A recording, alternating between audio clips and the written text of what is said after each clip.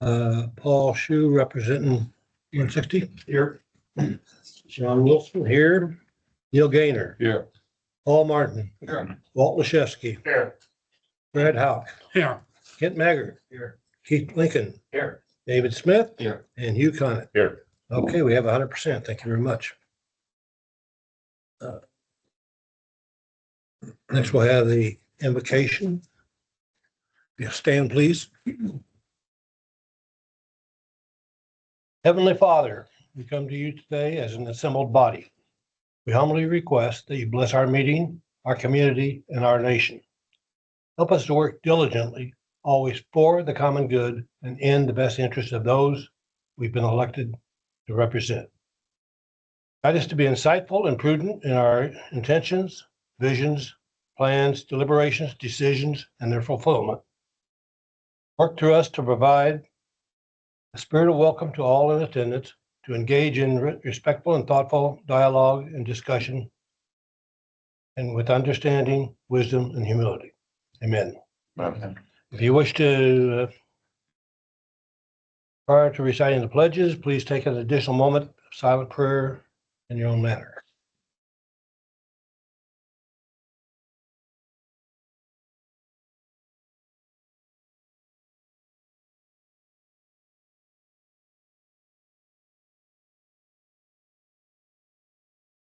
Thank you. I have the pledges. The flag of the United States. To the allegiance to the flag of the United States of America, and to the republic for which it stands, one nation, under God, indivisible, with liberty and justice for all. The Texas flag. On the Texas flag, pledge allegiance to Texas, one state, under God, one and indivisible. Thank you. Next item would be receiving comments from the public. Do we have any comments? Moving on. Receive the update on Region H. Arthur? Good evening, Mr. Chairman, trustee members, members of the public, and senior staff of Woodlands Water and SJRA. Tonight, we're here to give a little report out on our second quarter meeting, which was held on May 6th. And we're now, Region H is officially in the 7th planning cycle. It was more administrative. So one of the items we had was an open position for small business. We received some nominations, but the board elected not to fill that position at this time and put back out to gather more potential candidates for small business. Small business is one of the categories that Texas Water Development Board has on any planning group, and they're a voting member. So we have one open position for small business. Region H also submitted the application to the Texas Water Development Board for our funding for the 3 chapters that we'll start to work on probably latter part of 26 or early part of 27. So the budget we've requested from Texas Water Development Board is $651,000 to get started in the 7th planning cycle. And it's mostly technical analysis, and that should start either 4th quarter of 26 or 1st quarter of 27. One of the biggest items that we have on the forefront is the selection of our consultant that will help the planning board for the next 5 years. So the RFQ went out, they're gathering folks that are interested, and at our 3rd quarter meeting, which will be July 1, that'll be the start of the selection process for our consultant. And the final plan for the 7th cycle has to be submitted to the Texas Water Development Board by October 2030. Think about it, we're talking 2030. And the May 6th packet is on the G drive under Region H. I would also encourage you to take a look in there. There's a good report from the Texas Water Development Board on some of the programs that they have available for communities that are doing water projects. And that's the end of my report. If there's any questions, we'll try to answer them as best we can. Any questions of Arthur? Thank you, Arthur. Appreciate it. We have a report from Region H, Region 6, excuse me. Ms. Diaz is unable to attend this evening. Mm. Moving on to items 6 and 7, the consent agreement, the minutes, and the financial reports. Anybody entertain a motion to accept them? Accept as presented. Second. Any questions or changes? I already provided a change to it. Okay. Shelley. Okay, been moved and seconded. All in favor, say aye. Aye. Opposed? Thank you very much. Moving on to item 8, SCRA report. Short and sweet. Let me make this short and sweet. So in the packet, I do not have anything to update on. There are a couple items in the packet that were not in the packet to update you on. First is Texas Water was a couple weeks ago. That's a big conference from around the state. A lot of people come in. I think there was roughly 8,000 people there, attendees and vendors. We do have a group of operators and maintenance techs from Woodlands and GRP that go down there and they compete in some of these operational challenges. So they did it, started last year was their first year. This was the first year to compete in all 9 challenges. And they came in first place in 2 of those challenges. So I want to congratulate them, and you'll be seeing in next month's report, you'll see the pictures, the awards and stuff like that. So they greatly enjoyed that. The second item that I do have is an update on the excess funds. As Maureen and Eric probably know, the excess funds have not been returned to the MUDs just yet, because when we took it to our board in March, we used the wrong number. We used a lower number than what was approved by the trustees. That was identified in April when we went to disperse the funds. So on our board meeting in 2 weeks, we have to get it reapproved at the right number that y'all approved. Then they'll be dispersed in June to y'all. So if anybody has a question on why they were not dispersed, that would be the reason why. So I need to make sure y'all got the right number. Any questions on the report? Yes, sir. The last month you had a break that the contractor caused. Remember that? It was in, Say that again? you had a break in a water line that was Yes. caused by a contractor. Yes. I forget. On Rock Ridge. Did we retain that pipe and wrap it up and put it on the shelf for testing? That was PVC up and not. That was PVC? That was PVC, yeah. We are actually, we got the invoice in today. We are actively seeking reimbursement from that contractor. Yeah. Anything AC related or anything that's kind of abnormal, even if it's PVC, we're gonna put it to the side, send about 5 samples per year or so, yeah, for testing. Have we sent any since the HER guys? We haven't had really any breaks. I think we may have had 1 AC break, but we really haven't had too many yet. Okay. They come in spurts usually in the summer or just after. Yes, sir. Favorite topic, water loss. My favorite topic. Yeah, well, I'm preparing for your leaving, That's so gonna be my last thing. Go Okay. ahead. I'll hand it over to you. Okay, You what want about the water loss, Chris? I can tell you it's averaged about 7%. We're building the budget on 6.5%. We did recheck meters, last calibrations, as reported last month, were done in January. We've gone through the system and tried to see if there was any lines that were kind of out in the backwoods or something, maybe leaking or something like that. All of our lines are on main roadways. If they're gonna break, you're gonna see them. We have 1 AC line that goes underneath Lake Woodlands, at Lake Woodlands, if you will. We've done a pressure test on that and it's holding. So at this point, everything on our side's looking pretty tight. Nothing further on our side. So we talked last month that you would bring some longer term data, more details and share with the group. Still working on this. Still work on that. So maybe next month. Okay. All right, there's nothing else in the report. I'm gonna turn it over to Aaron, who's gonna entertain you for a little bit. Entertain you or bore you, one or the other. All right, so it's that time of year again, as part of our budget process for the coming fiscal year, which will be 2027, to discuss the updated senior project plan for the Woodlands Division. And senior project plan is what contains the capital projects that we have planned for the next 10 years. Bear in mind the 2027 projects are really what's going into the budget for this coming year and what ultimately be part of the approval for that budget. Another thing to note is y'all did get a copy of the presentation and the project plan in y'all's packets. There was some change on one project and the project plan, shifting funds from one fiscal year to another. And then also and I'll go over that as we go along. And also in the presentation, we had that same change reflected in that slide. And as well, there was a couple corrections on a summary slide. So I'll make sure that's reflected in the presentation. However, the Google Drive does contain the up-to-date files, which are correct. So I'll let you know that. So going on to the second slide, what is the 10-year project plan? Well, it's the plan of capital projects, like I mentioned, to sustain our system, to set the future for projects to maintain the system, keep the facilities active and functioning properly. You got to have that in plan for 10 years to make sure you budget accordingly. You have the funds in place, however you want to do that, whether R&R or some other fund source, and also to schedule them accordingly, of course, according to our asset management strategy. However, they're not fluid, they're not set in stone, so keep that in mind. So we do update these every year.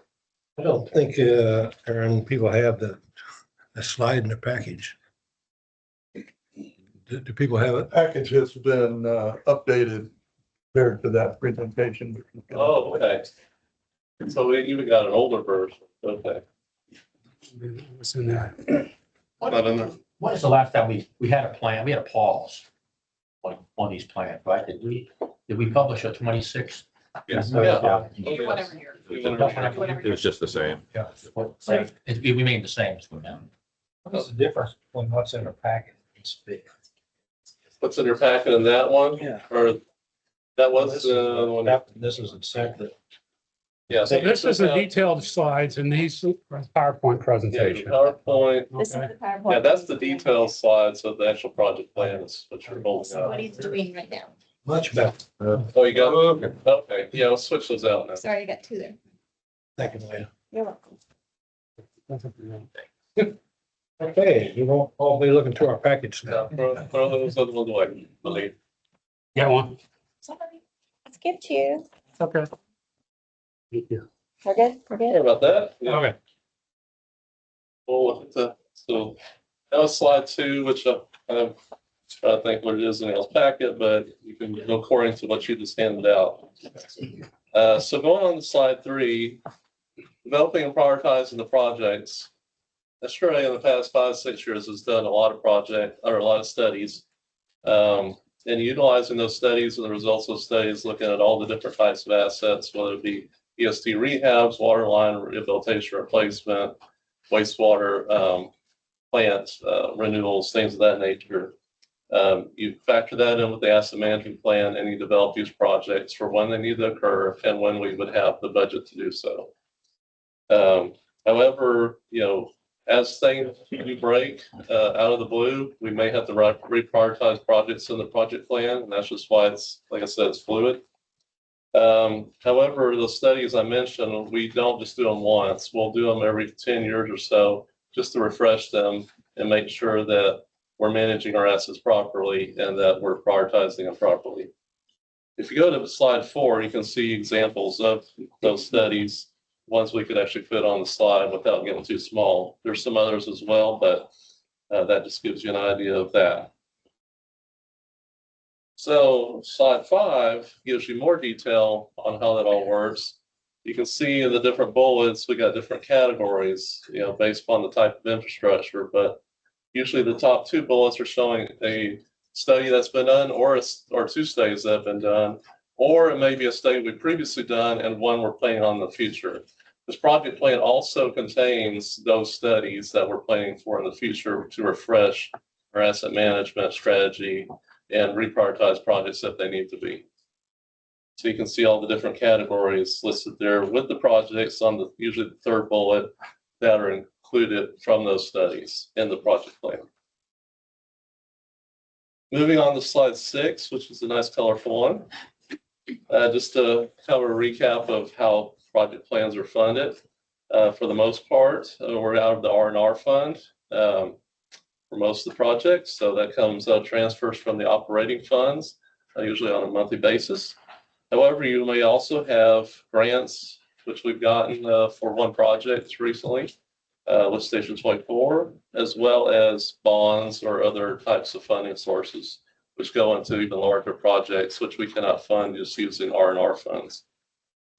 And future bonds will always require a supplemental agreement with MUD. So that's something we have to um, work through as they come along.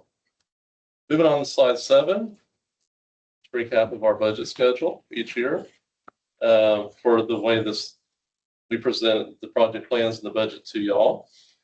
So we're here in May, presentation of the project plans to the trustees and the MUDs. June will be the first presentation of the O&M budget. And then in July, we'll ask for recommendation of the project plan and the O&M budget after discussion, of course. And y'all, the MUDs will provide direction to their trustees on how to vote in the August meeting. And then September 1 is when the new fiscal year takes effect. Moving on to slide 8, just to kind of a recap, and I know y'all are probably aware that we've gone through a number of different recent events and studies that have looked at the AC water lines and the wastewater plants in a different light and reprioritize them as we're going along. So you can see FY25 and 26, we roughly had $730 million in the project plan. For this coming year, we're only putting in the project plan a dollar amount of $353 million.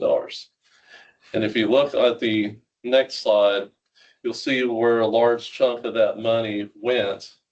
That's because we put the strategy for the wastewater plan on hold. Is going to talk about where we go from here on that here in a little bit. But you can see the new strategy we're looking at possibly repair in place and some of the projects that would come out of that in the future, but they are not currently in the project plan. So those could be in a future project plan and increase that dollar amount as we make those decisions. So with that, I'll see if there's any questions before we move on to individual projects. Projects I'm about to talk about very briefly are the ones that already started this fiscal year and will continue in FY27, or ones that will start in FY27. So it's not anticipated to have a placeholder for wastewater, anything for wastewater? Not for this year, no. Not even something in the middle between the range or just nothing? No. That's why I dropped it, 26 to 27, remove of wastewater. That's right. The AC water lines did also shift the funds a little bit out to certain projects that were beyond the 10-year or became beyond the 10-year range, but a substantial part of that is from the wastewater plant. Why not have something there? I'm just curious. I mean, you've got a lot of estimates all over here and all these projects are their estimates. And Chris, you want I'm to? just curious, why not put something in there? Yeah, we did talk about putting some type of placeholder. If you could back up to the previous slide, please. Concern was, where do you put the placeholder? If we put 75 million in there, it could have been 150 million. If we put 150 million, it could have been 75. So what we're hoping for is in FY27, we're not going to have a placeholder, but we're going to have the note saying this is the potential liability that's out there. But then over the next year, before the next project plan, we actually determine what the process forward is by the study that I'm going to talk about here in a little bit. And then in the FY28 plan, you're going to see the actual true liability. The other reason is there's no funding in FY27 for any of the wastewater plant projects. So we can put it in there, but it's not going to be spent in FY28 forward. So just trying to remove what we don't know. Won't affect the FY27 budget. Does not affect it. The study that we're going to be going through for essentially the next 12 months and the discussions and everything else, that's already funded in its entirety. So. Thanks, Chris. So here, this was talked about with the audit committee. This slide was added because originally it wasn't in there. If you go back to slide 8, to do an apples and apples comparison between 26 and 27, you really need to add the 75 to 125 or 150 million into the 27 number. Okay, and that is why slide 9 is there. I agree, it's probably not what I would have done, but they explained it. Yeah. That's what they Okay. wanted to do. Okay. But it's really, really important that we as trustees understand 335 or 353 for the next 10 years is not enough. That's my point. Right. You have to kind of asterisk So we that gotta- here. Footnote on this slide, and then we gotta do the mental math to add in. Okay, thanks. But, and you can see the long list on page 9. I mean, 100%, yeah. and a lot of these already have estimates, as you Yeah. mentioned, but in fact, some of these were in prior 10-year plans. Yeah, no, Okay. thanks. right, thank y'all. So, moving on to the water projects, like I said, 2027 into focus. Town center water line replacement, well, it's been going on for several years now. One thing we did do, if you look at your project plan, we did realize that land acquisition, and this is in the bond section or unfunded section, we would not be able to do any land acquisition this fiscal year, so we shifted all and combined all the land acquisition funds into FY 27. So you'll see that when you compare the old version versus the new version. So FY 27's estimate for expenditures, which we're going into construction, we're doing land acquisition, $13,041,000. Moving on, and by the way, oh, sorry. So of that 13 million, roughly, that's divided, land acquisition is so much. And then what? Yeah, land acquisition is $3,657,000. And then the construction's the delta. I think construction begins 2027. Yes. And typically, how long does it take you to do the quoting process? You're gonna go out and bid and select a vendor. It could be From design and to quoting. How many? from design, once you finish design, Is that what you? it could be about 3 to 4 months. 3 or 4 months? The construction, yeah, to contract it out. Well, no, I guess I'm saying, is that, oh, okay, I think you answered my question. So Bidding from the time the process. design is done, you begin the process of quoting it and then selecting the vendor, and that's, again, And then there's an approval process as well. Yes, yeah, 3 to 5 months. And they should notice proceed. yes, think so. And Dave, the detailed are in here and the page numbers correlate. Yeah, I was about to So, say yeah. that. You look at page 6, you can see land acquisition, and then you can see it by time year, by year also. So a lot of the details just goes right. Well, these are not spreadsheets, but I guess these are they spreadsheets or PowerPoints? Those spreadsheets, Spreadsheets. they do link to other things, yeah. Yeah. All right, moving on to the other waterline projects. So, and underfunded as of right now, but this is the Woodlands Parkway Waterline Replacement Project. So going into preliminary design in FY 27, possibly going into, or probably going into the final design for a short period of time after that. So in 27, spending roughly $2.3 million. This is that long water line toward the western end of the Woodlands. It's PVC. It's identified as a tier 1 project. Water well rehabilitation Next projects. question. Yes, sir. Roughly those two projects about the same length, 14,000 feet each. One's 24 million, project one's 33. What's really the Different difference? sizes for one Is it thing. the size and the number of water interconnects? I'm just curious what's Mostly the size. So you got 12-inch on the town center primarily, and then the other one's 16 and 24.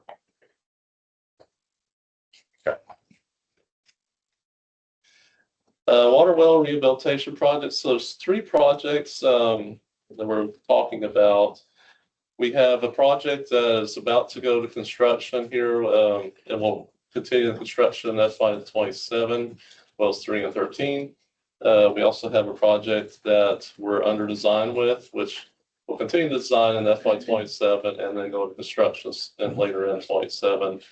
And then we'll have a project that starts design in FY 27.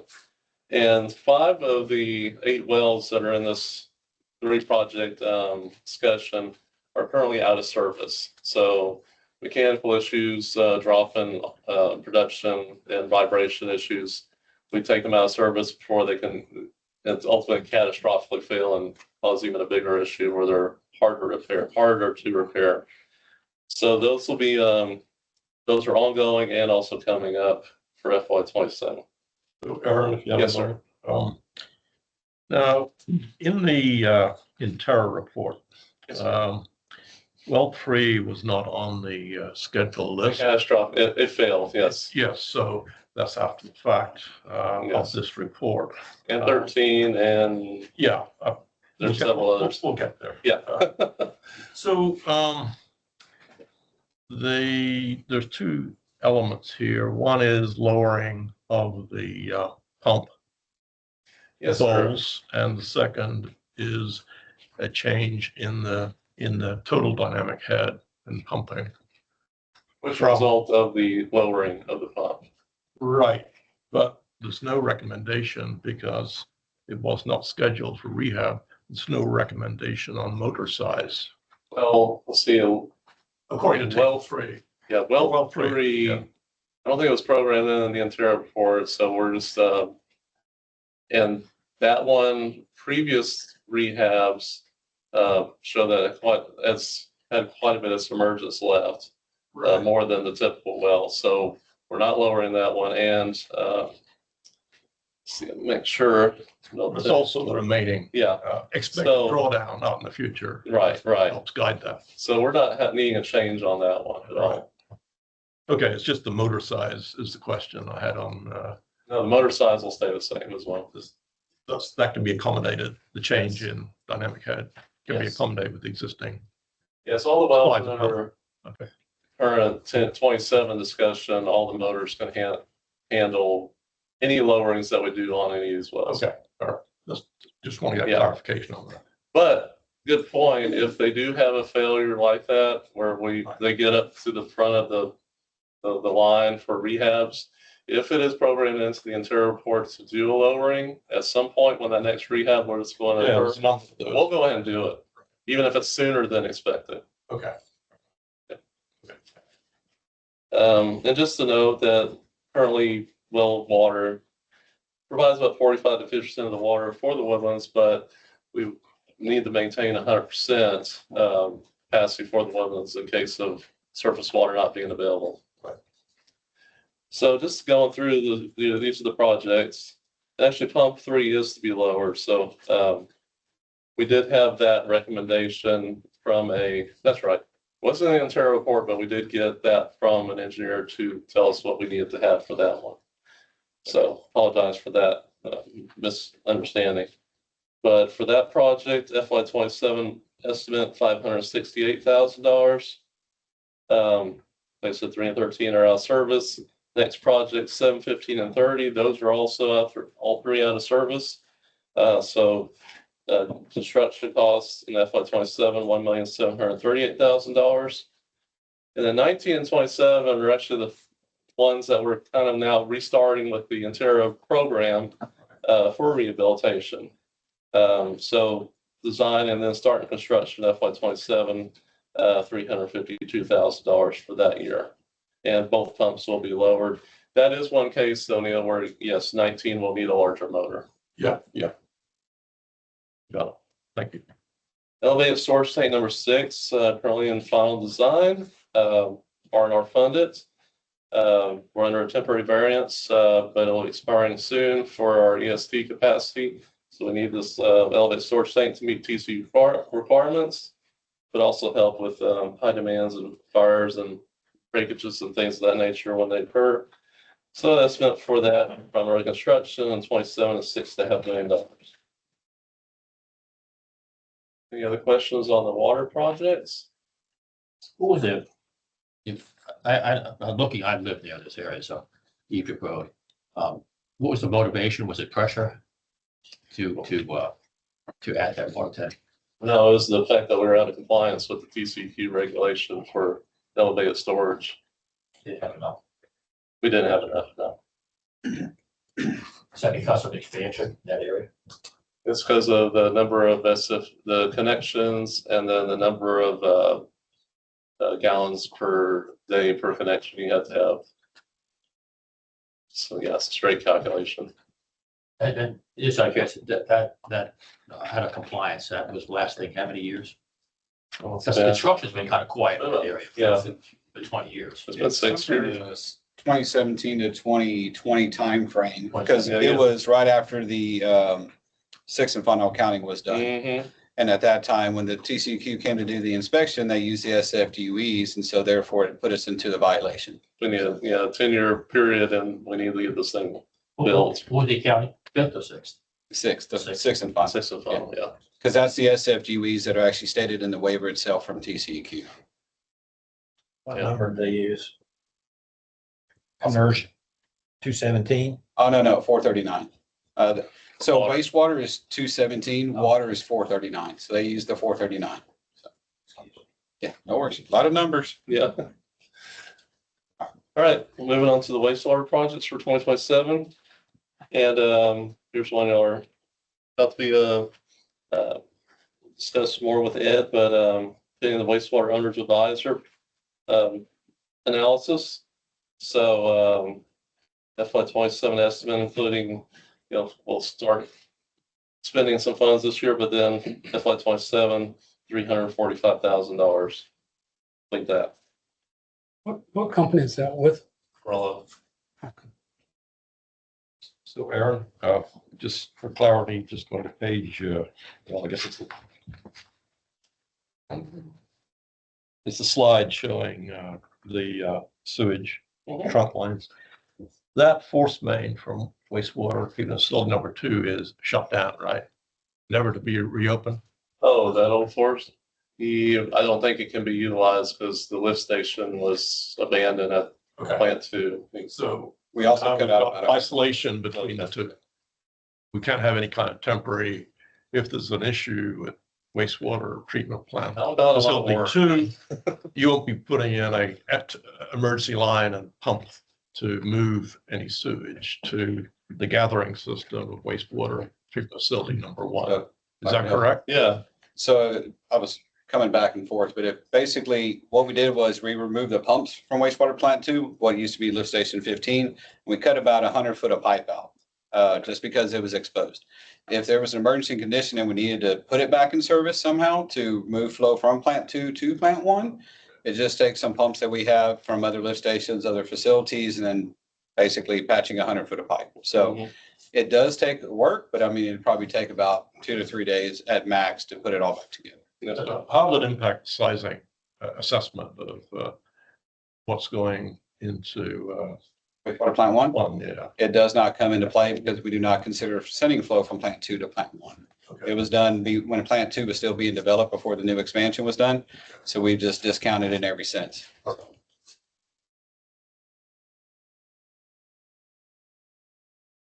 Moving on to slide 20, plant 2 tertiary filter improvements. This one is under construction to replace the sand media filters, the block media filters. Increase the capacity of each filter basin, but overall the permit of the plant itself doesn't change. So estimate costs, which is remaining construction, $392,836. And just to note that is TWDB funded, TWDB bond funded for construction. Lift station number 1, gravity main bypass decommissioning. Another one that is R&R funded for design, but TWDB funded for construction. And this one will also be going in construction for FY27. So the estimated cost for that project is roughly $3.9 million. This is to abandon lift station number 1 and bypass the flow to it to the gravity sewer over at Lakefront Circle. Plant 2 grid class fire improvements. This is another one that's under construction currently, R&R funded. So the remaining construction costs in FY27, $356,000. Again, this is the facility, the system that's utilized to remove grit and other inorganic materials to keep from damaging pumps and other devices within the plant. The next 3 projects are reflecting of force main renewals. We had a study done, as one of the studies that reflected in the earlier part of the presentation, to look at pipe thickness of these force mains, particularly the oldest ductile iron force mains. As you can see on the first one listed here, lift station 21, which is close to the far southeastern part of the Woodlands. It's lost 70% of its original thickness since it was installed in 1982. So this is for rehab, which could be done if you have an internal liner or a full replacement of the full 2,600 feet. We're currently evaluating our options with preliminary design to see what the best method is, either rehab or replacement. However, 2027, looking at going into construction this year and then continuing to 27 and then into 28, which 27's estimate is $247,000. Yes, sir. Just out of curiosity, where are you losing thickness, externally or internally? Internally. Internally? Another one, very similar, lift station number 13 over off of Flint Ridge. Again, it's lost approximately the same amount of its original thickness percent wise. So again, starting design in 27, so look at rehab or replacement options for this force main. $233,000 for design. When y'all probably, if y'all been around for a number of years, lift station 5 force main, this one was put on hold after being almost finally complete design, put on hold to do the optimization for the wastewater plants and the lift stations. However, now that that is all done and the recommendation was to go back and replace this lift station force main, we're going to go back into design, repackage it up for construction again in the future. So FY27 for that design, we're estimating $540,000. Lift station number 24 improvements. So this lift station is one off of Flint Ridge as well that has flooded repeatedly over the years. Last during Harvey quite a bit. You can see the photo at the bottom. However, we were able to get a community grant, federal grant, amount of $1.825 million to both do mitigation measures at this facility as well as combine the two wet wells together. One wet well, the original one at the facility, is no longer needed, is redundant, and we can combine the two lines going into the facility into the larger, newer lift station wet well. So this project, like I said, 1.825 million is grants, and then the rest is R&R funded. In FY27, look at mostly construction year of $1.2 million. And you already get those grants against the flooding.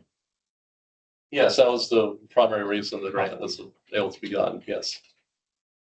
Plant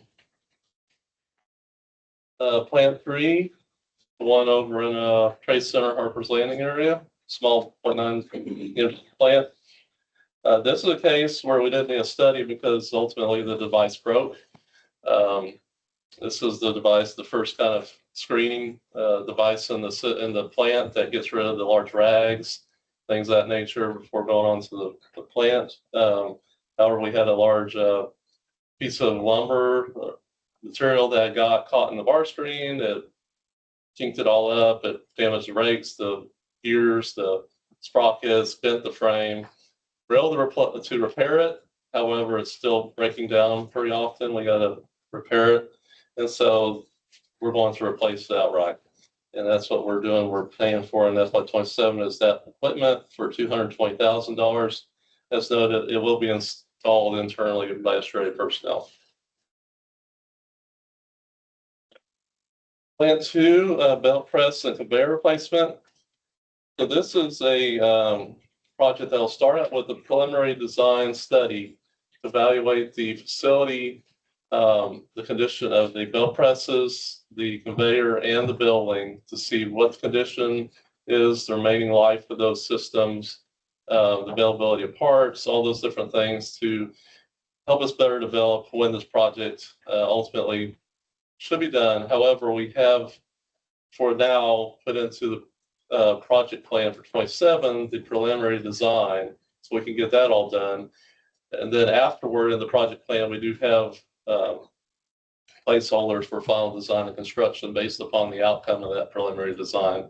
However, after that is done, it could shift one way or the other, or the amounts of the budget for construction and design depending on the results of that study. So for, excuse me, FY27, we're looking at doing that study, $733,000.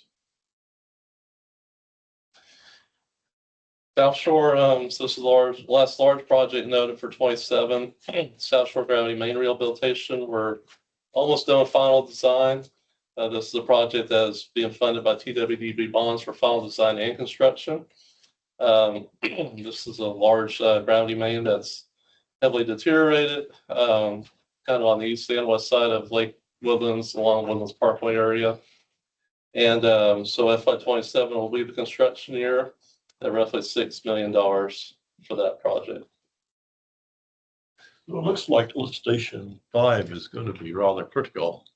in its functioning. Because it's pulling sewage or wastewater, I should say, from a number of different Yes. directions now. Yes, that's With right. the decommissioning of lift station one.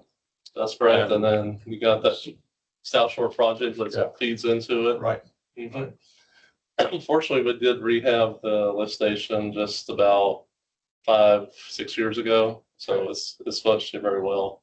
Just the horse main that we have to contend with now. But another thing that we did this fiscal year, kind of a change of strategy.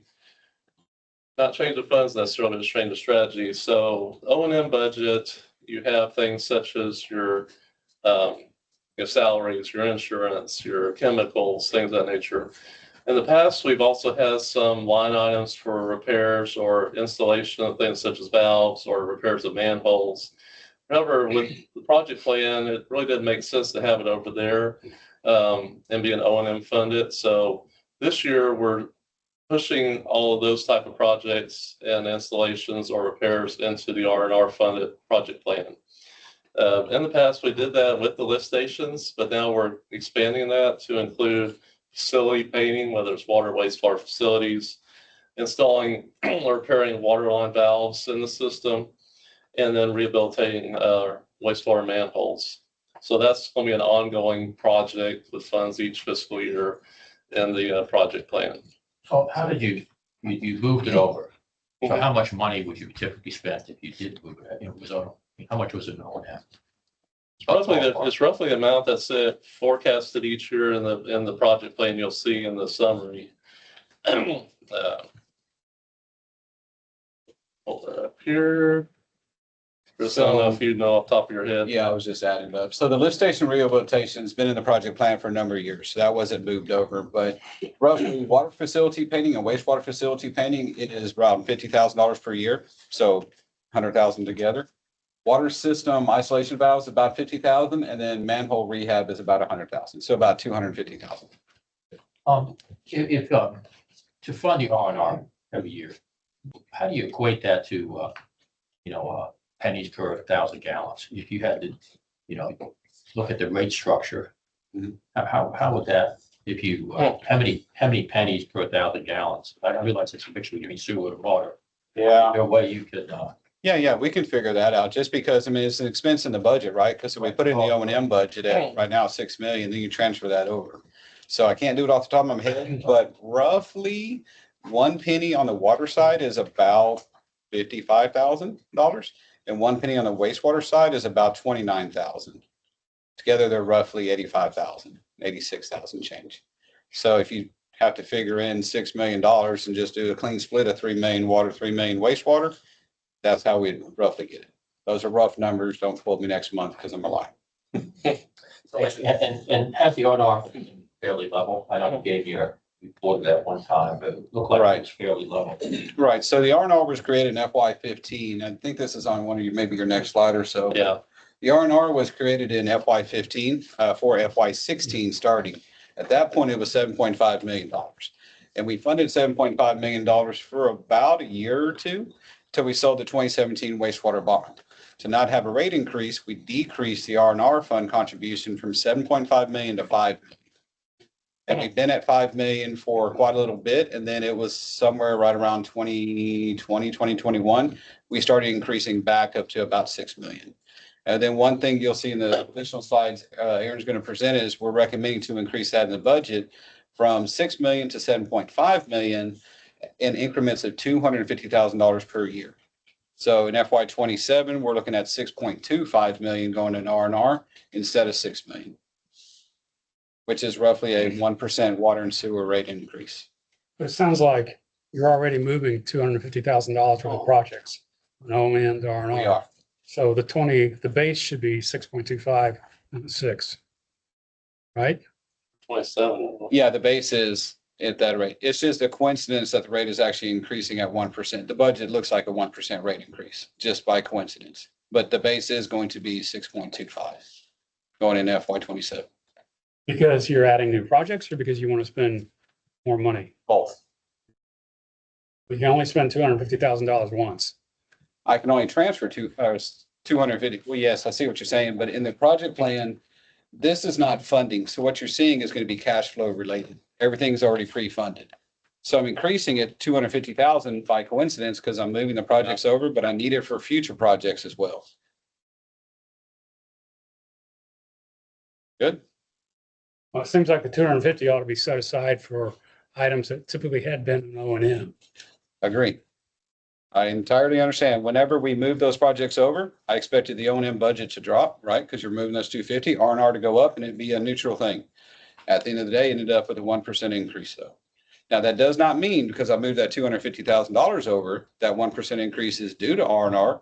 It just means the overall budget increase by coincidence by $250,000 as well. So you took $250,000 of maintenance and O&M, and Right, you backfilled it with something else. you got it.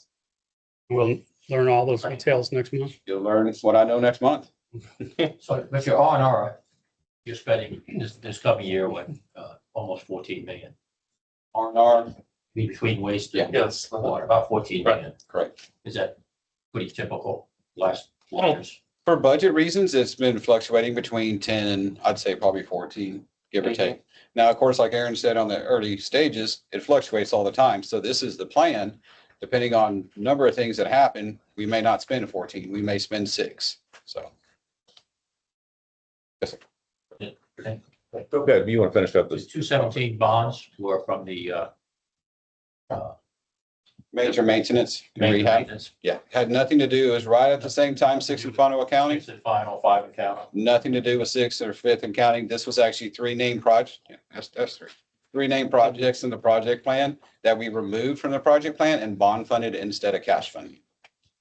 And that bond funding trickled down to the MUD's how? That's the debt service reserve. So if you see in your debt service payment, if you see in the budget is that's also what I talked about before. When the R&R used to be 7.5 and we took it down to 5, that's so we did not have a rate increase. We just used funds on hand essentially in the budget to take care of that. I appreciate the detail. And if I step back a little bit and look across the whole system, would you say is there any kind of overall arching strategy for the next 10 years to automate the system more for modernization, telemetry, instrumentation control that's kind of already built in here and things that can get to maybe digging into some of the water loss, putting in check meters, things like that on the water side, obviously not on the waste side, but just trying to, is there something going on underneath this that 10 years down the road, you've got a more modern system, you can see more information, you can control it better and just have a more automated, up-to-date system? Is that in Yes here? and no. So essentially, if the system that we're replacing already has it, or there's something that we know of that's very, very important to go in there, we'll go into the project, whatever it may be. At the same point, though, there is the concern of cybersecurity. So it was mentioned the other day, we're looking to remove some of these touch points. So rather than just do a shotgun approach and put everything out there that's the newest and the fanciest and help us to be, modern and up to date, we're going to actually take a little bit of a step back and spend some time evaluating what is out there, what's needed. There's stuff we put in 15 years ago that may or may not be needed today. So rather than keep replacing the same assets and adding more on top of them, we're going to take a step back and say, okay, what do we have? What do we need? And where do we get where we want to go? So that is, the monies are in there, but the thought process is all at the River Authority side saying, how do we remove the touch points? Protect ourselves, because if I have a lot more assets out there for doing a lot of flow meters and stuff like that, I mean, one, you have the cost of the equipment, and then second, we have to hire more people to maintain those. So I'm trying to keep a even kilter, if you will, to a certain degree, because I mean, you can lose operators and gain SCADA techs and stuff, but then there's a higher cost for them. So long response to it, but yes, but I just want to keep in the back of our minds that there is cybersecurity concerns. Of course, I mean, there always is going to be. I think there should be some kind of a strategy, at least a stated one that says you're either not going to modernize or you're going to modernize at this point. It might be information to be helpful here. Yeah, no, not a problem. That's To definitely understand where you're going with it, right? right. We talked about it internally for probably about the last 6 months to a year. Okay. SCADA's had some turnovers. They have a new manager. Looking forward to working with him and seeing where we can go from here. So, Thanks. All right, so getting close to the recap. Well, you brought it up. Okay, great. So this is FY27 only. So you can see total amount of $39 million. That is including the $15 million of non-funded projects, which are dealing with the AC water lines primarily. And all the different funds for water, wastewater, R&R bonds and federal funding. We can see we currently have balances in R&R fund, $30 million. And then the bond balance for 2017 of $23 million. So we're already fully funded to be able to afford to do those projects. The next slide is a 10-year project summary. Again, subject to change, as of even next year. But total, as of right now, not including anything that comes out of the final decision on the wastewater plant, of $353 million. And as Chris mentioned, and yeah, first address, the increase of the R&R transfers each year, $250,000. So you can reach a total of $7.5 million per year in 2032.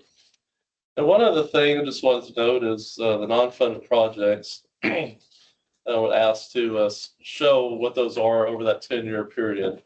So if you go to this next slide, you got water funded projects. And for now, you can see that we're going to do another assessment before we continue with the tier 2 projects below.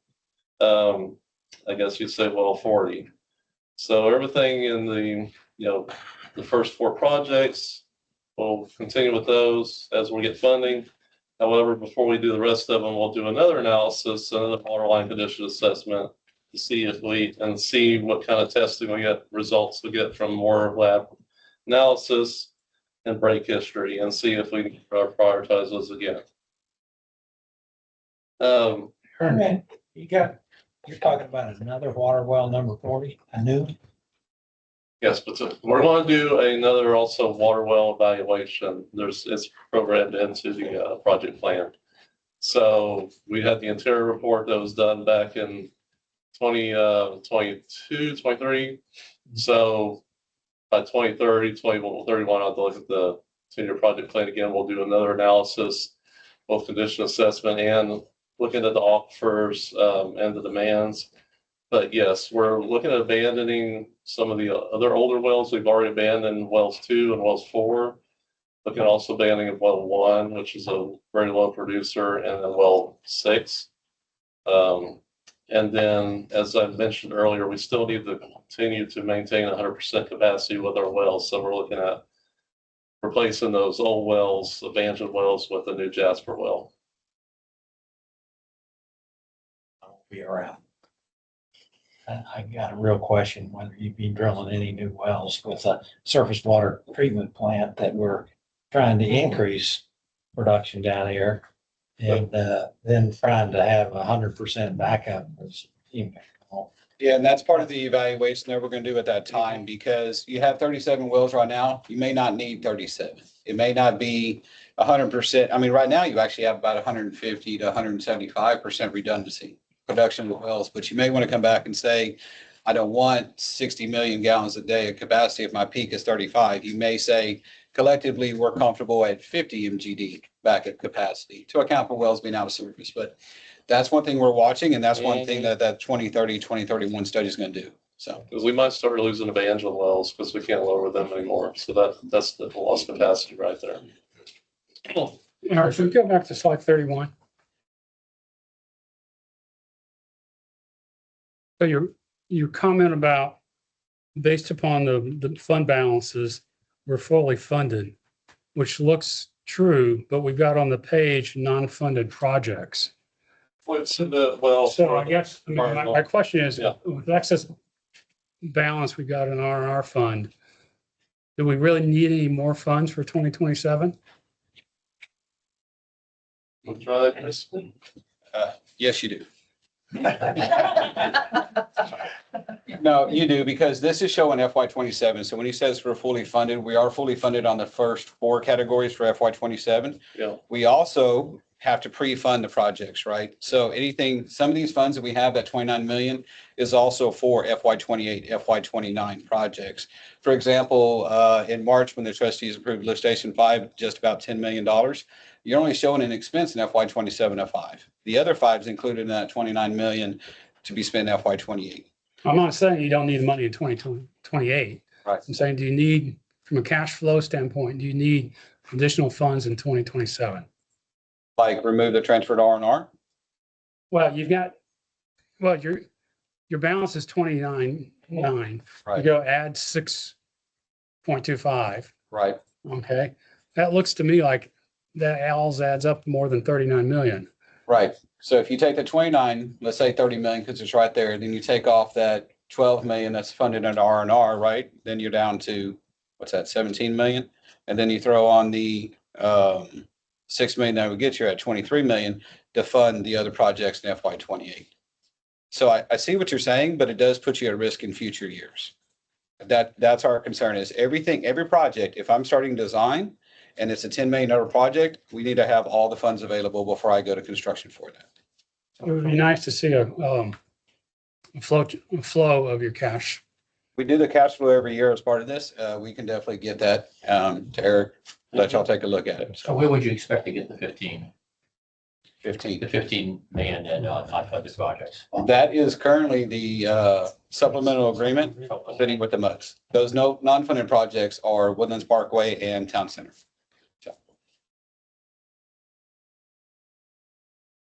Let's see, we were on slide 34. Yeah, so these are also non-funded projects. These are gravity sewer rehab projects that were identified back in 2017 as part of the STAR program. However, we do have a project, a study 2027-ish to reevaluate, do more flow monitoring again, see what rehab efforts have done so far, and also PB these lines, see how the deterioration has either stabilized or increased, to see if we need to reprioritize them, if they need to be done sooner or later. But they are unfunded, as I mentioned. So just keep that in mind, but they are a little bit later in the project plan. And just the same question, you'd expect to get them funded through what vehicle? However, y'all like Yeah. to. Easy. If y'all say bonds on these non-funded projects, we'll go with that. If y'all say increase the rates, or whoever's here at the time says increase the rates or a combination or whatever else it is, that's the discussion at the time for the MUDs. So we've been talking about, water line funding, right? Right. We've been talking likely about sewer, but there's another category. There is, there's always, yeah, the other side of it is you do have some other items on the water page. You saw like water well 40, you saw GST at water plant 2. And then these are, outside the wastewater plant water stuff. So. Yeah. All right, well, that was the last slide. So it's noted on the end slide, which not through a lot of questions, but they're great questions. If you have any more, please feel free to pour into Mr. Peterson here. And you'll be presenting this at each MUD meeting. Yes, sir. Thank you. All right, thank you. Great, thanks. Our next item, number 9, has actually been covered under presentation we just got, so we're going to move on to item 10. Aaron kept saying Ed, but Ed wouldn't bite. You get me? Delegated. Wouldn't bite. So we do have a PowerPoint presentation for this one. I don't know if you have the actual presentation. If not, I'll go. Not a problem.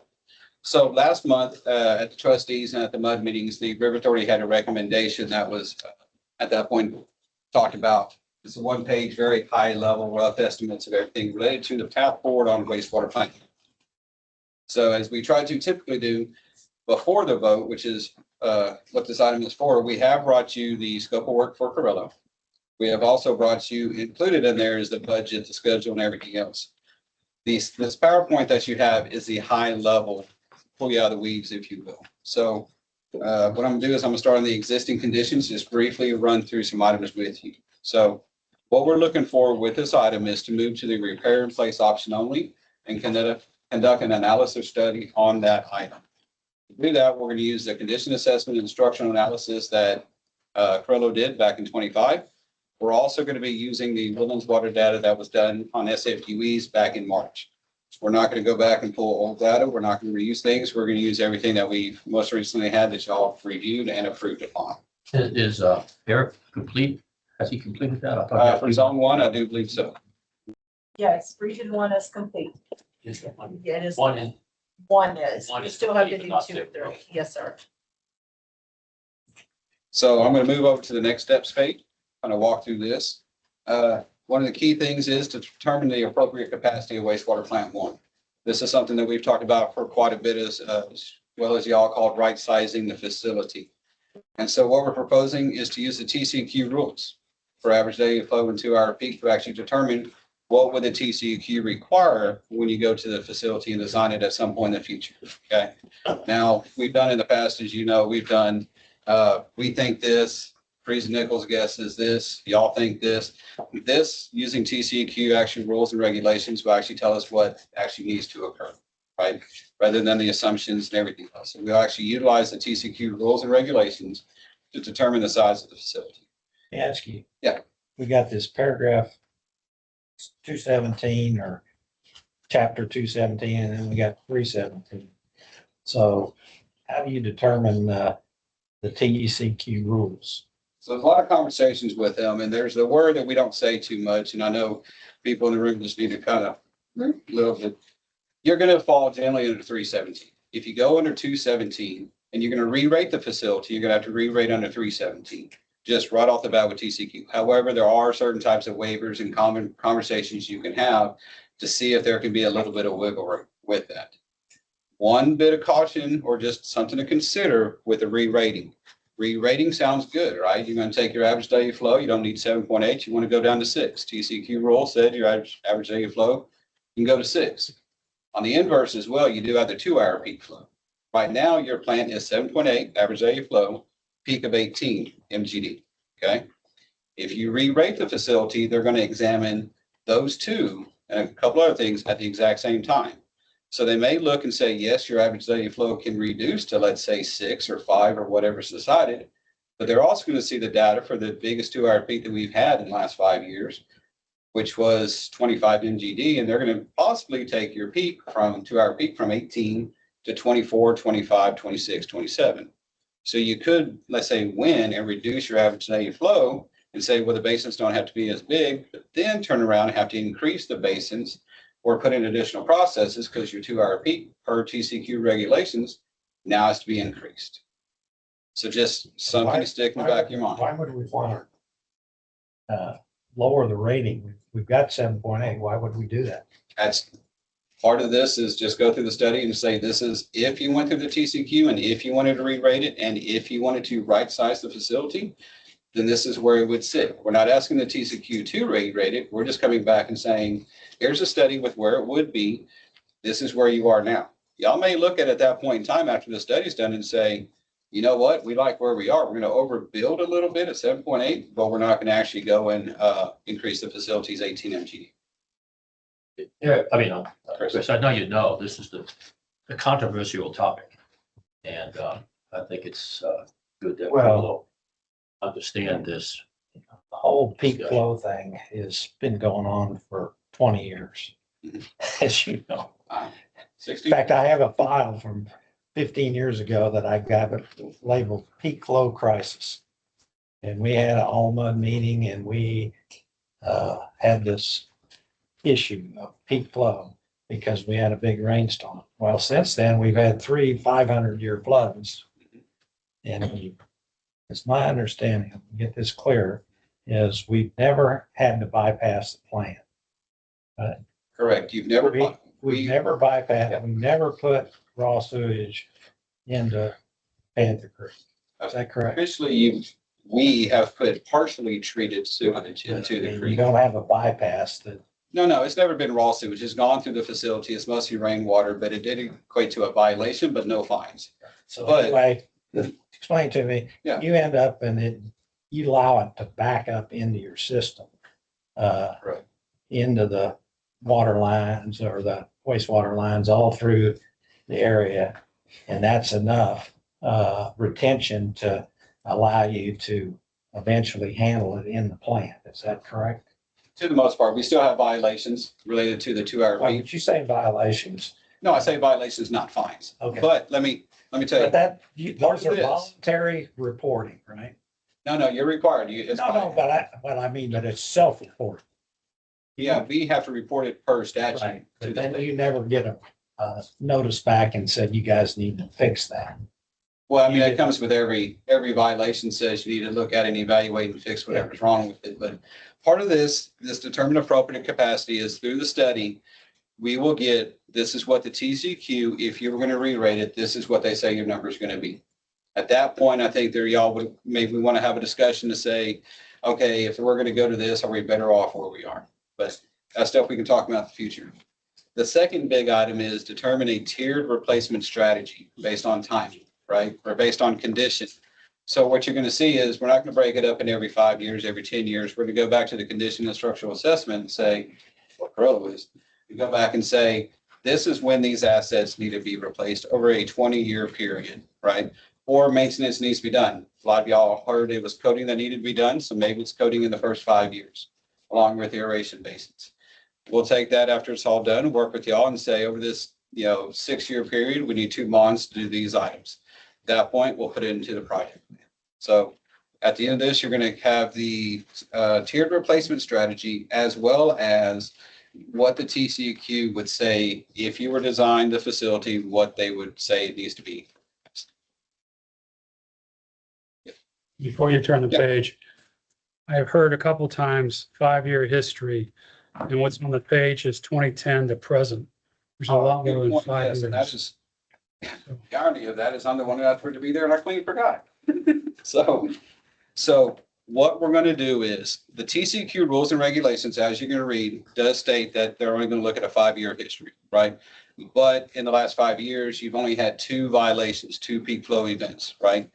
So in good judgment, we're going to go back and we're going to look from 2010 to 2026 and say, because you're going to cover Memorial Day, Tax Day, Harvey, everything else, because that is what the system does have the potential to receive. Just to examine it, just look at it and say, what were the 2-hour peak flows? Now, the ironic part of that is in May of 2024 was the highest 2-hour peak flow we've ever had. And so that was at 25 MGD. It was also the highest instantaneous at 32 MGD. But at the same point in time, we do know we have a condition assessment coming up that Aaron kind of talked about related to I&I in the system about 2-3 years. You guys are working on a lot of I&I projects as well. So we do want to go back and look over this last 16 years just to see would TCQ say the flow, the 2-hour peak flow needs to be higher or lower if you use that entire 16 years. So it's 2010, an arbitrary number? No, 2010, right around what, 2010, or 2011, 2012 was the drought. And so 2011, Yeah. 2012, yeah. And then right after that, you started having Memorial Day, tax days, Labor Days, whatever else. But you'll bring, as you do this, you'll also bring the last 5 years. Yes, That would be what we send to TCQE. exactly. And that's one thing that we wanted to be clear on is we are going to show you, here's the 5 years it's going to TCQ, but here's everything else as well, just to show the potential. So We had that in the Freeze Nichols, you did, the study. you did. Another problem I have is that they cherry picked apparently the raw data. And I think it was Freeze Nichols that started with the plant, average day is 3.6. Remember that number? Mhm. And it hadn't been 3.6 on an average day. It might be in an average. They picked a day or picked a month where we had a huge peak flow. And that was the base rate. And that's just poor science. I mean, they should be using a number like 3. And that's what concerns me is we're going to spend a pile more money.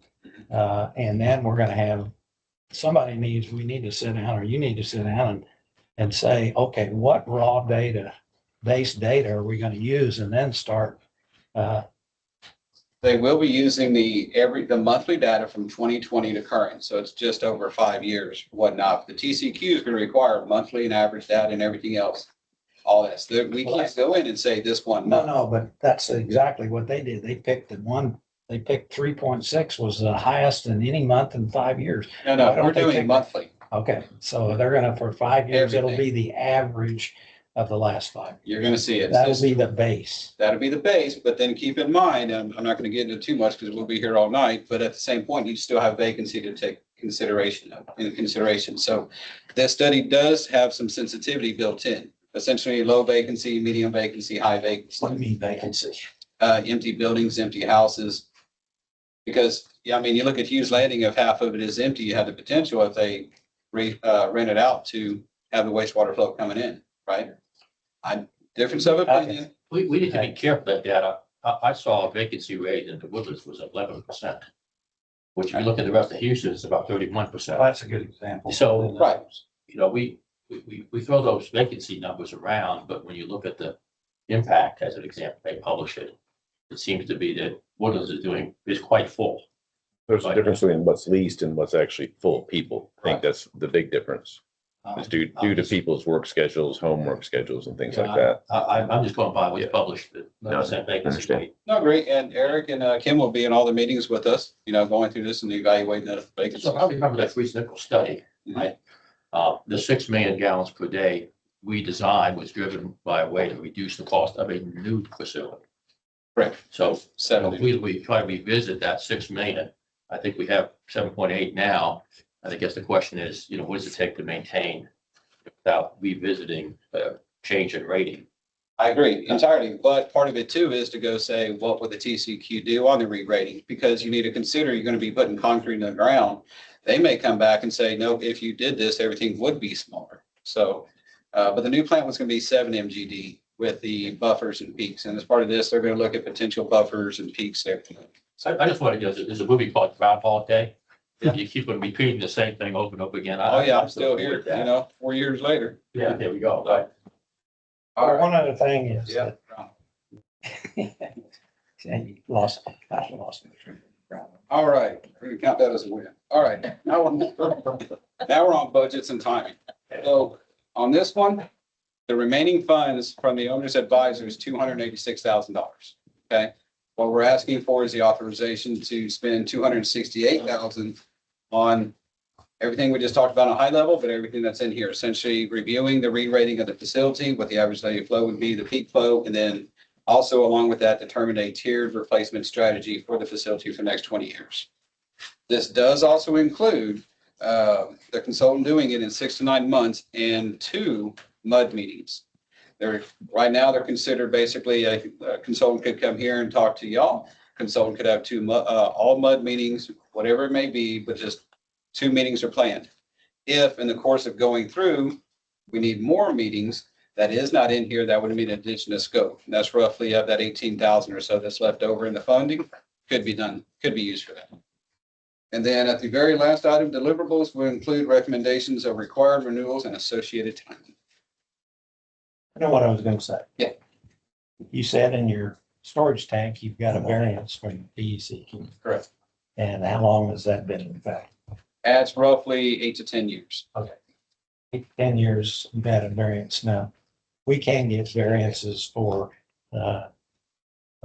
design criteria. Is that not correct? That's what I stated waivers at the beginning. Right. So anyway, hopefully we'll get to the point where if we've got 1 or 2 little nitpicky things that we'll just get a variance like, you know, I entirely agree. like the aeration basin. I don't know why that has been such a crisis. It looked to me like those would be easy to rebuild.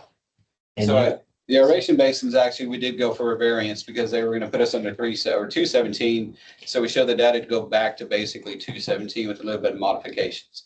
But you don't do a blanket across the board waiver for the entire no, facility. I understand. So what we're going to be looking at with waivers is when you're going to do the aeration basins, you look at a waiver, see if anything applies, if it needs to apply. If you can do a clarifier, you look at a waiver for that potentially, but it's not on the entire thing. It's on, I want my gear drive to look like this, or I need my sidewalls to be like this. So, but you have to be in design at that point to say, okay, ask for a waiver for that item. So, all right, so I've taken up enough of your time. What we're asking for is y'all to authorize this scope here. So Chris, Yes. I really like seeing the 2 meetings for updates, but I assume River Authority will be having something like monthly or every 2-week meetings. With the consultant? Yeah. Yeah, typically it's monthly meetings at bare minimum. It's So once. can a we month. get monthly updates from you at the trustee and MUD meetings? Yeah, we'll include in the packet like we normally do. If we need to put more information, we can. But yeah, monthly packet will provide any updates. Okay. It is a fast-paced, but also I guess not low level, but I mean, it's 6 to 9 months, but there's a lot of data that's going to come in two spurts, if you will. They're going to spend a few months gathering data, reading data, talking to TCQ with nothing.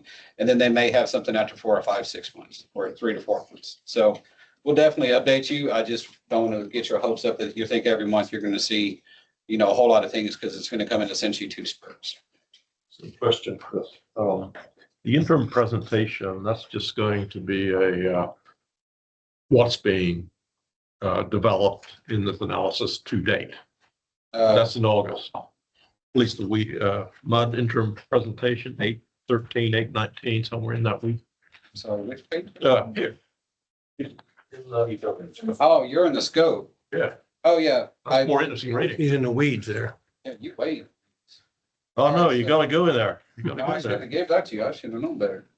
All right, ask your question again, please. Okay, that interim presentation in August is basically where we are, and perhaps even possibly pointing a path forward to December. Is that my interpretation? I understand, Dan. Yeah, I really think once, they get projects defined based on their remaining useful life, start developing that implementation plan, that would be, call it an interim meeting, call it like a draft kind of meeting, something that we can present to you to get feedback before we start, finalizing. That would be at an all mud meeting. That is one method or approach we could take to do this. We see the raw data that they're gonna go in and go into. In other words, I guarantee they'll go through and explain all the assumptions. I don't want to spend $300,000 and saying, well, why did you use this number and this number? Well, we'll go back and, which we've done a couple times in the last 2 years, we'll go back and redo it. So can we get the raw data before they spend $280,000 and have Okay, well- comments about whether they make sense? We have a plan presented here. Anybody care to make a motion to move forward with it? Make a motion, to move forward with the proposed repair and place scope of work. Second. Seconded by trustee David. Any further discussion? All in favor, say aye. Wait. Opposed? We had discussion, sorry. You asked, you just asked for discussion, you went right into the vote. I asked for discussion. I didn't see any, but go ahead. So, I appreciate the handout, Exhibit A, but getting the handout at the meeting makes it very difficult to comprehend it before we vote. I understand entirely. That's So something. going forward, the recommendation is let's get these in the package so we can review them before the meeting. And I think we've tried to do that typically in every case up until this. In this case here, Dan and the rest of the team, they worked quite a bit. Actually, I think the final came in this morning, if I'm not mistaken, late last night. So going back and forth and making sure it was fine tuned to where it is. But no, entirely understand and agree. And going forward, if we can have it beforehand, we'll definitely give it a. Well, going forward, if we don't have it beforehand, we may delay the vote.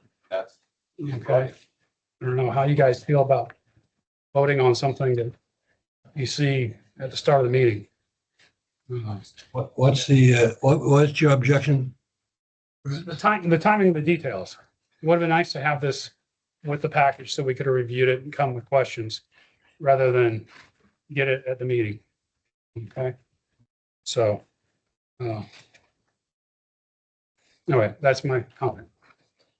If you guys don't agree, but. Now, all in favor, say aye. Aye. Opposed? Motion carries. Thank you. Moving on to item 11, attorney's report. Good evening. A couple brief items under the attorney's report, and then I'll cover item 12 with y'all. So first, the elections were concluded, as y'all know, May 2nd. We canvassed earlier today all the 5 contested elections, new directors for both the contested and non-contested elections. Those directors will be seated at the meetings next week. Following the directors being seated, we will have votes for trustees. So next month, we'll have the changeover for the trustees. New trustees will be seated for the next term of office. And will the old trustees be at this meeting or the new ones will just come? Just the new ones will come. I mean, Thank you. certainly the formers, if there are, are welcome to attend. Okay. So that, and then the other is that, we've talked a little bit about supplemental agreements. So we did get some feedback from a handful of directors about the draft that was presented. So I'm working with Eric on some revisions, and we'll hopefully be able to have that for y'all at the meetings next month. This is a draft of. The supplemental agreement for that allows for the bond funding. So we'll have that next month. That's all I have on the attorney's report. Happy to answer questions if you have them. Okay. If not, then we'll move on to item number 12. There's a memo in your packet, pages 50 and 51, regarding cybersecurity and artificial intelligence training. May recall a couple years back, we presented a memo regarding cybersecurity training, and directors were not required to complete the training if they didn't use Woodlands Water computer equipment for a certain period of time. I think like 25% of their time for service on a board, which, you know, generally directors don't meet that metric. Staff, of course, had to complete the training, and they have over the years. Legislature has changed that requirement to where now all elected officials, regardless of whether they use the district or Woodlands Water systems, have to complete the training on an annual basis. There's also now a new artificial intelligence training that is required if you meet that usage metric. So staff will need to complete that training on an annual basis. Directors likely will not. First training requirement completion date is August the 31st. So in the packet there are a couple of links, but there's three on page 50 for training for cybersecurity. The second two links, and Shelley can circulate around electronic versions, so you don't have to type that whole thing in. You can just, you know, click on the link for a couple of free options. I have heard from a few directors who've already completed it, not in the Woodlands, but elsewhere, that there's not a certificate of completion that's provided. So you'll just need to email Shelley, you've completed it. We'll go on the honor system, and that'll satisfy your training requirement. I did have one director say, well, can I use AI to create a certificate? Which are no, let's not do that. It sounds like you need to watch the AI training sessions, what it sounds like. The training session get hacked. Yeah. And they deleted the certificate. Yeah. Oh, yeah. So y'all complete it at, you know, as time permits, but the first, and it will be an annual requirement. First time period, like I said, is August 31st, and then annually. This is like an That's hour. only if we qualify, right? No, for the first one, for cybersecurity, everybody has to do it. AI is only if you. And it takes about an hour. I haven't watched it, so I couldn't tell you. And do we have to present evidence that we've done this to anybody, or? No, just an email to Shelley. I mean, if you want to go above and beyond and do some kind of screenshot and send it to Shelley, that works too. But you're not required to. Like I said, we're going on the honor system. Everybody direct, all the new ones too have to do Yeah. this. So you're gonna present it at the. Yeah, it'll be in the bud packets for next week. So the AI training only if you have access to the government computer, and it says use a computer to perform at least 25% of Correct. the officials' required duties. So Correct. someone like, I'm just curious, for someone like me who uses it 100% for the duties of this, would I be subject to the AI training requirement? But you're talking about what computer system are you using? Well, there's access to the local government system and use a computer to perform at least 25% of the employees. So I have access to the Google Drives and all that. I was just curious. I'm not going to be here in Yeah, the I mean, future I think that, starting next week. yeah, but I mean, I think it's just curious. a matter of, are you actually accessing into the system that you can make modifications, or is it just a read-only type? I'm just reading Rights. what you wrote here. I mean, I think you're certainly going to complete the cybersecurity. You know, I'm gonna say for the AI, you know, it's going to be very fact specific. 90+% of the time, or 95% of the time, directors are not going to meet that requirement. But if you've got some unique circumstance where you feel like you're borderline, I'd say watch it. I mean, I actually had some directors say, hey, can I watch it? Am I, if I want to, if I'm curious about AI and want to see, what sort of guardrails they're recommending for usage. Yeah, sure. Watch it. No harm, no foul. Doesn't say that. Just curious. Okay. Yeah. I'm just curious. Sounds like you're going to watch it. All right. That's all I have. No actions necessary. Okay, thank you. Time for the general manager's report. Okay, I'll kick it off with the GRP summary. We had a meeting, the first meeting since maybe December, I think it was. Haven't had one in a while. See a summary of the GRP meeting on page 52. I'm not going to read all of it. Couple highlights is there's going to be some changes on the committee membership. There was one committee member passed away, another stepped down. And then in addition to this, since then, the city of Conroe representative stepped down as well, just because he was not a councilman anymore. So likely Conroe will identify a new representative for that seat. So that's some things that are going on. One other thing that's tied to another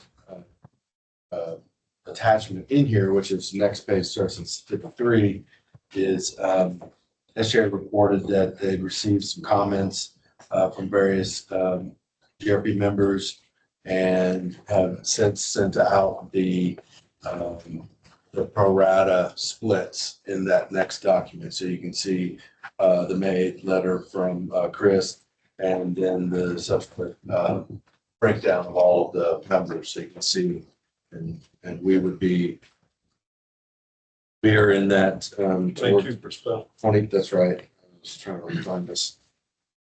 So. Down at the very bottom of page 57, number 22, which is the largest discipline. So when the votes occur, that would be the weighting of the votes on the, but we don't have a copy of the revised document yet. So the Woodlands months are included under. Yes. We're already Woodlands division. Yeah, because you are a part of it as the Woodlands division. And that's very complete. I'm just going down the list. It's bottom of page. SRA Woodlands Division. Oh, that's right, Woodlands Division. Okay. There you go. 2%. So they talked about, maybe Ed knows, how they're going to communicate to these tens of customers to get alignment. I mean, it looks like you've got us at 22, Conroe at 20, the next person is at 5, and then a bunch of people between 2 and 0. Right.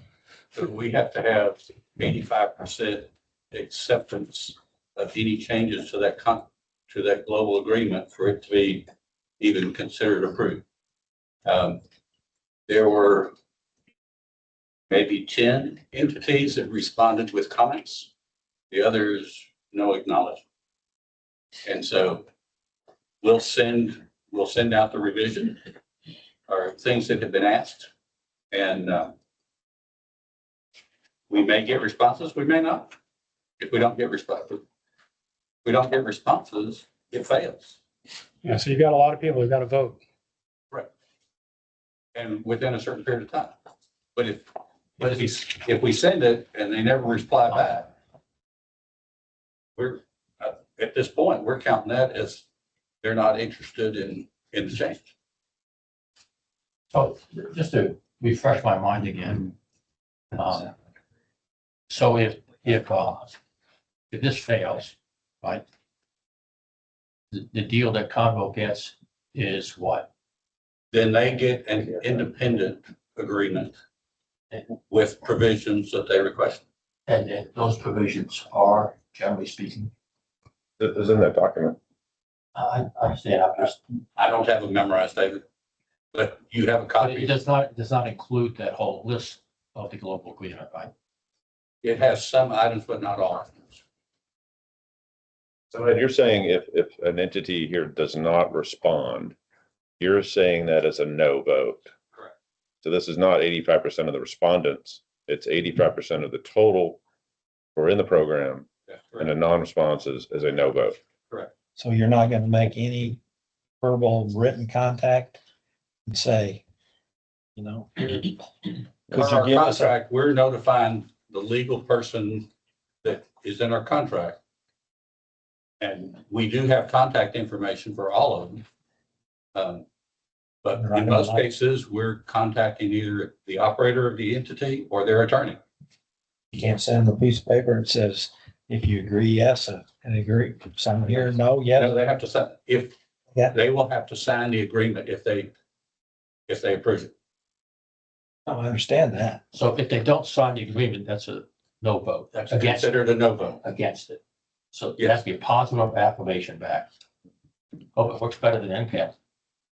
Understand? You know, based on the amount of comments we received just about the global agreements. Well, we envision having like public workshops across the county to At this engage. and time, encourage- they're not. No.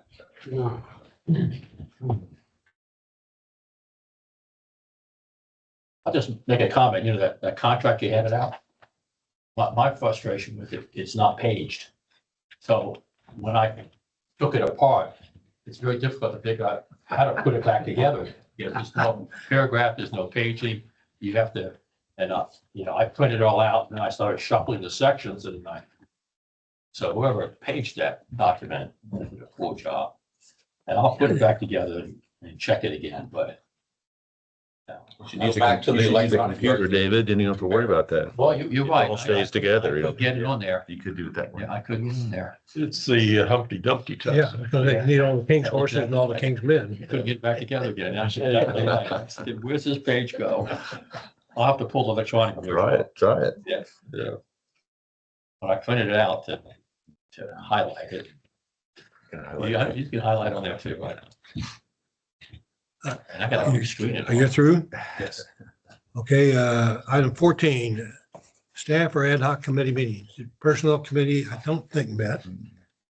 The audit committee met and we reviewed what Aaron presented tonight and had a few suggestions on presentation. Paul or Brad, do you have any additional thing to add? No, I thought they did a great job incorporating our feedback. Okay, thank you. And public education, Neil? No meeting. No meeting. Closed session, not necessary, so we don't need to reopen. Matters for future agenda? Well, I'm gonna thank the folks that are not gonna be here next month for their service in the past 2 years. It's been interesting. Enjoy this. Good luck to y'all. Thank you very much.